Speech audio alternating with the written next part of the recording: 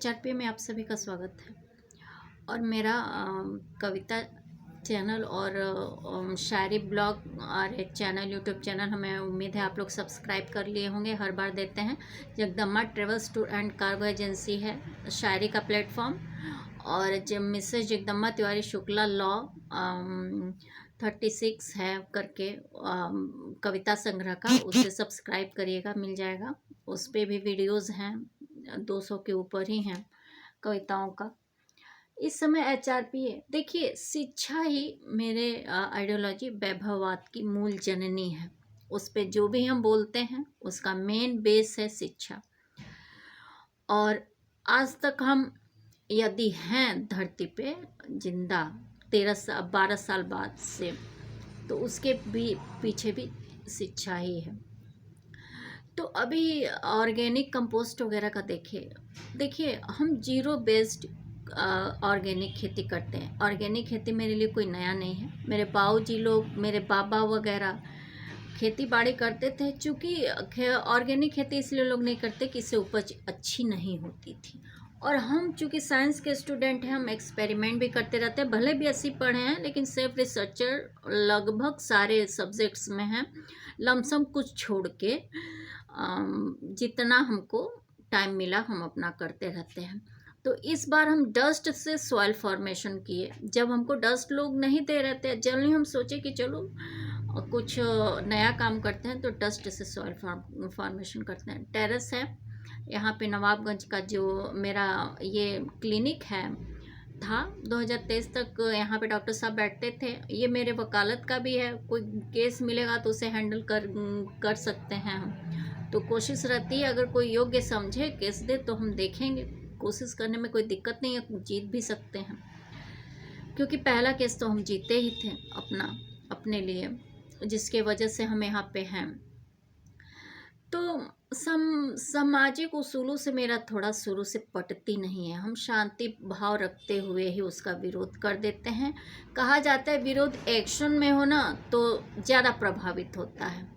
तो ये विरोध ही है। मेरा टेरेस पे गार्डन है और वो जीरो इन्वेस्टमेंट से चलता है। ये इस तरह चलता है कि हमारे पास अब बेरोजगार है, काम करने नहीं, सोसाइटी अपना मनमानी करती है। उस घर के, अगर एक सोसाइटी है तो उस घर के एक प्रति मेंबर, ये बताने की ज़रूरत नहीं है।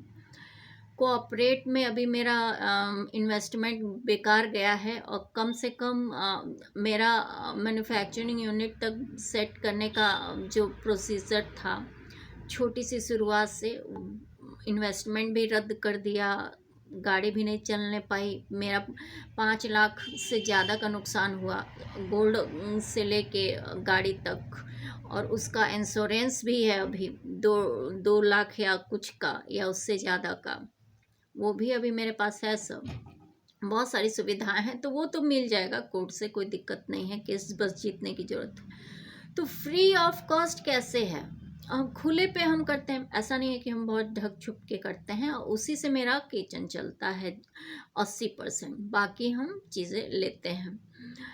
तो अब चल तो कि हम जब सब्जियां तो खरीदते नहीं हैं जनरली, और गाय का गोबर हम ला के ऊपर उस तरह नहीं कर सकते, क्योंकि खुले में है, अगल बगल घर हैं, दिक्कतें हैं।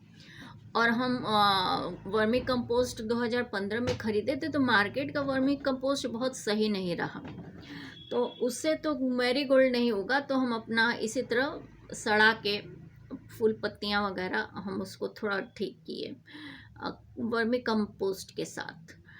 तो एक उसके लिए क्वांटिटी बनानी होती है।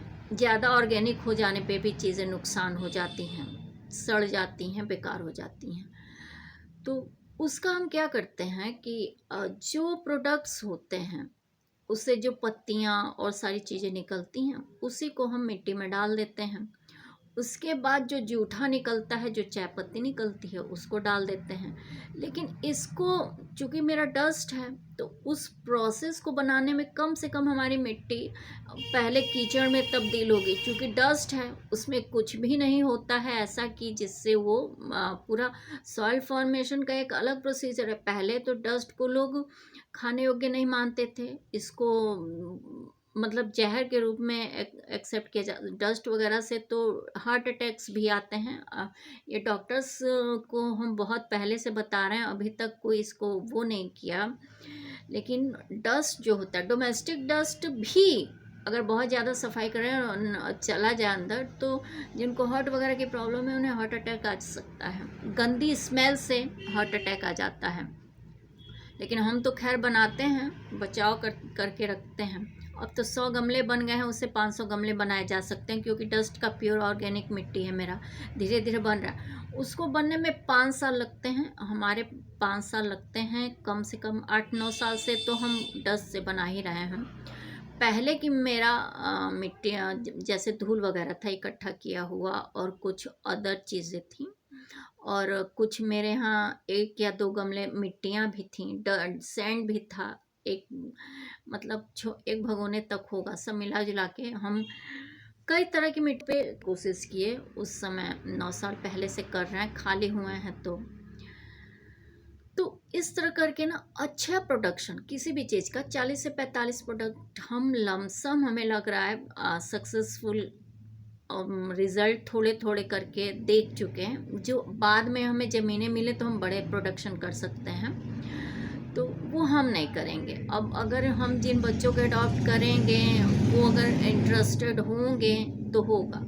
हाँ, हमको अगर ज़मीन मिल जाती है तो हम स्कूल या यूनिवर्सिटी या फिर कुछ ऐसा कॉलेज ज़रूर खोलने रजिस्ट्रेशन किए। अब LLM किए हैं, लेवल भी थोड़ा ठीक ही ठाक है, तो हम काफ़ी लंबे टाइम से कोशिश करने अभी तक हो नहीं पाया कुछ, वही सब दिक्कतें हैं।